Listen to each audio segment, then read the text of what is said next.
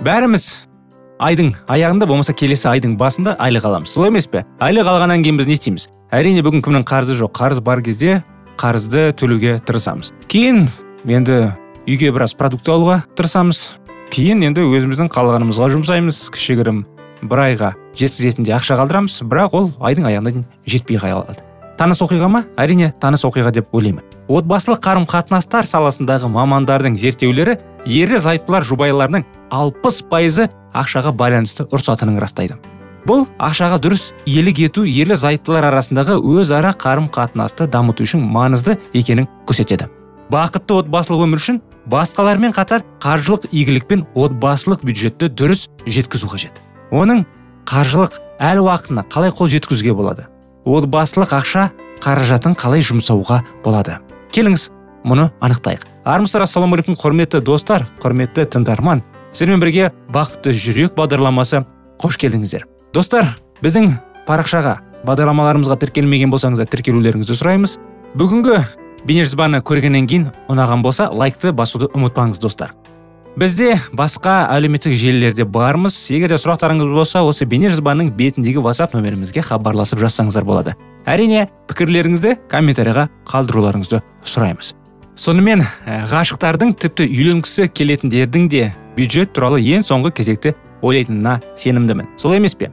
Бұны екінің бірі рас деп айтады деп ойлаймын. Бірақ ойлама, бұл маңызды мәселені шешуге тура келеді. Және оның шешімі ерлі-зайыптылар үшін бәрі жақсы өтеді деген анық емес. Өмір бір адамға қарағанда экономикалық жағынан тиімді деп саналады. Бірге сатып алынған тұрмыстық техника, бірге алынатын пәтер, ақыр сонда тіпті нан батоны да жалғыз басты адамдардың қалай жиі болатынына ашуланып үлгермейді. Бірақ бұл теория. Іс жүзінде отбасылық бюджет жеке қаржыға қарағанда минуске одан да жылдам кету қасиеті бар. Егер кінәліні іздеу басталмаған болса, бұл жақсы. Кінәліні іздеу дұрыс емес, достар. Бәріңіз бір-біріңізді түсінуге тырысыңыздар. Әркімнің ойы бар, пікірі бар. Екі саусақ бірдей емес дегендей, әркімнің өзінің қалаулары бар. Бұл да енді мен жиі бағдарламалар сіздермен бірге бөліскен кезде өзімнің тәжірибелерімді бөлісем. Кейбір жағдайлар әрине өзінің басына өткен соң, енді маған таныс болғандықтан сіздерге айту оңай, жеткізу кезде өзімнің тәжірибелеріммен бөлісем. 2023-те біздің жанұяға 10 жыл болған еді. Осы 10 жылдың ішінде біздің арамызда жанұяда көп нәрселер болды. Кейбір жерде біраз бір-бірімізді түсінбеу болды. Енді ұрыс болған жоқ деп айта алмаймын, өйткені кейбір жанұяларда ойбай, біз ұрысқан емес, біз қашанда ұрыспаймыз да дейді. Енді ол мүмкін емес. Енді армияда мен ешқашанда пол жуған емеспін деп айтатындар бар ғой, сол секілді, ол мүмкін емес. Сондықтан достар, енді ер адам кей кезде ақшаны жұмсағысы келеді, өзінің қалауларын алғысы келеді. Кішкентай кезінде бұның біраз нәрселердің бәрі кішкентай кезінен жиналып келген болғандықтан, ол өзінің ойында бір нәрселер бар. Мысалы, мен өзім кезінде, кішкентай кезімде енді киноларда көретін. Әсіресе енді бір бригада деген сериалды жастайымызда бәріміз көрді деп ойлаймын. Сол кезде бір актерлардың бірі қолында бір қорап сникерс ұстап барады.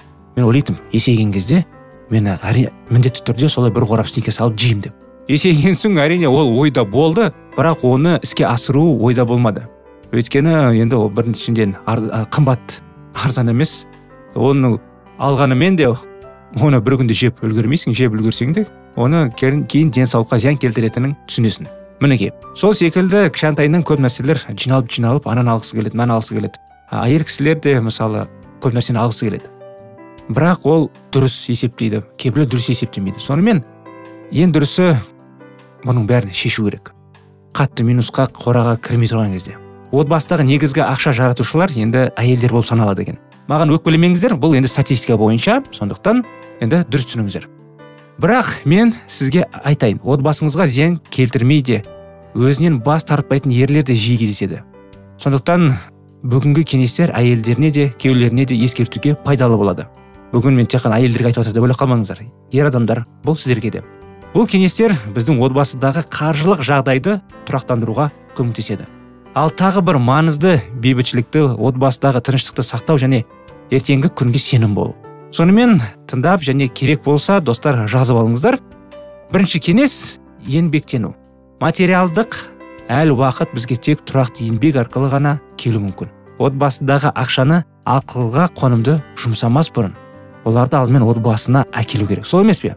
Иә, табу және жеткізу, олар сізге өздері келмейді. Ақшаны бір нәрсе алып табу керек қой, аспаннан түспейді былай айтқан кезде. Келесі кеңес: қарыздардан аулақ болыңыз. Қарыз бізді тәуелді ету қасиеті бар. Сондықтан үлкен бір нәрсені сатып алудан алдын ала жоспарлаңыз. Бірден сезімге беріліп, затты сатып алмаңыз. Ер адамдарда да, әйел кісілерде де бұндай сезім жиі кездеседі. Эмоция туындап, енді оны қатты қалап, оны қалай құтылатынын ойламай, кей кезде асығысып көп адамдар алуын сатып алады да, кей кезде уақытысында есін жиып қайтарады, кейбірлер қайтаруға кеш болады. Ал кейбір дүкендер болмаса сатып алған орын қайтаруға жол бермейді. Сонымен, егер сізде қымбат нәрсе сатып алуға ниет пайда болса және ол үшін ақша алу керек болса, салмақты шешім қабылдау үшін кем дегенде 1 апта қажет, достар. Құршы, мынау не айтып жатыр деп ойлайтын шығарсыздар. Егер де кішкене өзіңізді үлкен адам қылып сезінгіңіз келсе, өзіңізді көп нәрсеге жететіндей қылып, бәріне жететіндей қылып қаласаңыз, бәрін салмақты әрдайым ойлану керек. Біз кішкентай бала емеспіз, айтатын маған жиі кезінде. Болмаса енді көп адамдар бұндай сөзді естейтіндер. Не болды сен кішкентай бала сияқты? Дабдарда адамсың ғой, кішкентай балаң істерін істемеш дегендей. Бізді өзіміз соны байқамай, сезбей, кей кезде өзімізді кішкентай балалар сияқты сезінеміз. Жақын арада мен қызыма, енді біз ай сайын біраз қаражат береміз деп шештік, айында. Өзінің қалағандарына да көп сома емес, бірақ не болса да. Соң алуын алып, 1-2 күнде ол барлығын жаратып тастады. 1 айға берілген нәрсе, оның эмоцияның арқасында ол 1-2 күнде жаратып тастады. Ары қарай ол не істеді? Енді мұңайып жүрді. Ақшам жоқ деп. Сол секілді үлкен кісілер де тура сөйтеді. Сонымен өзімізді жиі қолымызда ұстайық. Келесі кеңес: алдағы шығындарды жоспарлаңыз. Көбі қарызға батады, өйткені өз шығындарын бақылауға ұмытады. Егер отбасы өз ақшасын не үшін жұмсауды алдын ала жоспарлайтын болса, оның мүшелері ешқашан қаржылық қиындықтарға тап болмайды. Енді ешқашан тап болмайды деп айта алмаймын, кей кезде болады, бірақ енді кейін өзіңіз өкінетіндей жағдайға жетпейсіз. Мен де кезінде жарататын, бірақ кейінірек әйелім біраз енді кезінде жиі айтады, мен оны түсінбейтім. Бара-бара енді кішкене көзқарасым өзгерген соң ба, көп нәрсені түсініп, біз ақшаларды кішкене алдын ала жоспарлайтын болдық. Қалай екенін оны қазір алдында айтатын боламын. Ал отбасылық бюджет теңіз, достар. Сізге бұл көмек. Кіріс пен шығыс есебінен әртүрлі кестелері, тұтас компьютерлік бағдарламалар өз үйінің қаржылық ауқалында тәртіп орнатқысы келетін барлық адамдар үшін қолжетімді. Мысалы, қазір компьютерде және де смартфондарда да өзінің бюджеттерінің енді бір арнайы приложениялар бар. Және де ескі вариант, достар, ол жақсы тәсілді пайдалануға болады. Яғни әр айдың басында сіздің жұбайыңызбен ортақ қаражатыңызды шығын баптары бойынша бөліп, әр мақала үшін жеке конверт ашыңыз. Әрқайсысын бөліп жазып қойыңыз. Өйткені әр айдың шығындары бірдей. Енді үйдің коммуналкасы, енді единица дегенде тағы анау интернет майдашулардың бәрін біз блокнотымыз бар, блокнотқа бәрін енгізіп қоямыз. Әр айда міне плюс қоямыз. Ана істедік. Қалғаны мынау біздің жаратуға. Шаш алғанға дейін біз шашты енді бәрін оны есеп қылып қоямыз. Жұбайыңызбен сол үшін әрдайым оны айдың басында есептеп бөліп қойыңыз. Әрине мұның бәрі уақытты, ілтипатты және тұрақтылықты талап етеді. Бірақ ақшаны басқару оңай деп кім айтты, достар? Отбасының қаржылық саясатының өзгеруі бұл антиреволюция екенін есте сақтау маңызды. Қиын, бірақ мүмкін. Барлығы біз жаңа өмір сүруді бастаймыз. Сіздің міндетіңіз сіздің қаржылық өміріңізді біртіндеп тегіс эволюциялық жолмен жолға қою. Біз жаңа өмірді дүйсенбіден бастап, болмаса бейсенбі, болмаса жұмадан бастаймыз деп айту өте оңай. Солай емес пе? Өйткені мұнда ерікті шешім еш нәрсеге әкелмейді. Біраз уақыттан кейін, бірнеше күннен кейін немесе 1 аптадан кейін бәрі қайтадан өз шеңберіне оралады.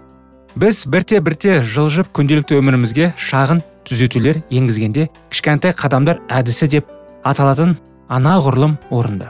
Осындай қиын емес іс-әрекеттердің арқасында кез келген жас отбасы отбасылық бюджеттің қиын жүргізуін жеңе алады және қарыз шұңқырларында былғана алмайды. Солай.